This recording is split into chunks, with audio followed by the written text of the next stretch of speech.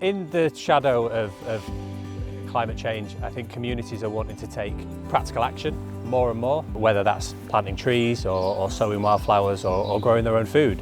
When you start to grow food locally, you start to notice the nature around you. You start to notice the quality of the soil. You start to enjoy the produce and share it with your neighbours because it's exciting. Oh, there's a carrot! And that reconnects people in the community.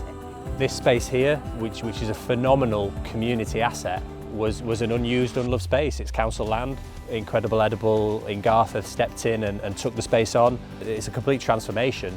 And yet this whole space is being kind of operated and used as part of a verbal agreement. There was never a contract or a license or any kind of lease. So I think the group live in that kind of constant fear of the fact that it could be taken away at any moment.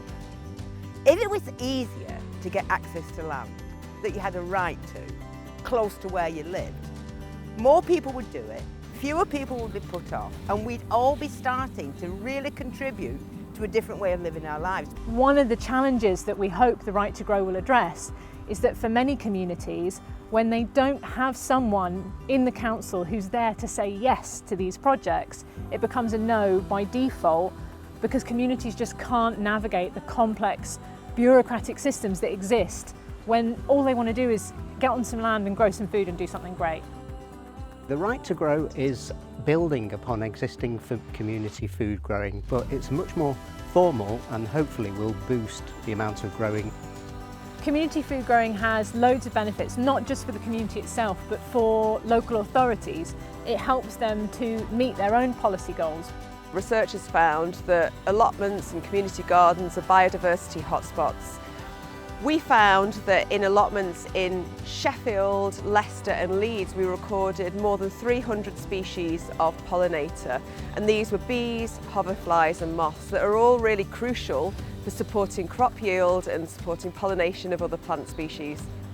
Being out in nature, it's actually boosted my health. I had lots of health problems. Being out here in the actual wildlife area, being part of this, developing it, maintaining it, it's amazing for yourself, for self-esteem, to bring community into us, to all get together and celebrate being out in nature. Research has shown that own growing fruit and veg in allotments in Sheffield probably feeds about 3% of the city's population on their recommended 5-a-day diet. But there's plenty more land available for food growing in cities and towns. And for example, in Sheffield, we found that if you just use 10% of the land that could be used for food growing, you could probably feed about 15% of the population on their recommended 5-a-day diet. So initially Hull Food Partnership, an independent organisation in the city, were the main driving force really for the call to Right to Grow, probably from about 2020, maybe even before then. And this culminated in the Right to Grow motion being passed by full Cabinet in 2023.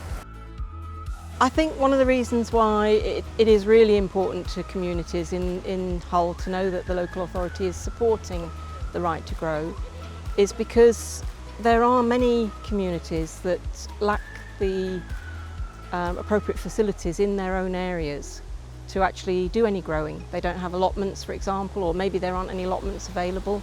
So we adopted the Right to Grow in Bury in mid-June, and on day one I was astounded. We had 4 valid growing enquiries, and since then we've got more than 10, which is brilliant.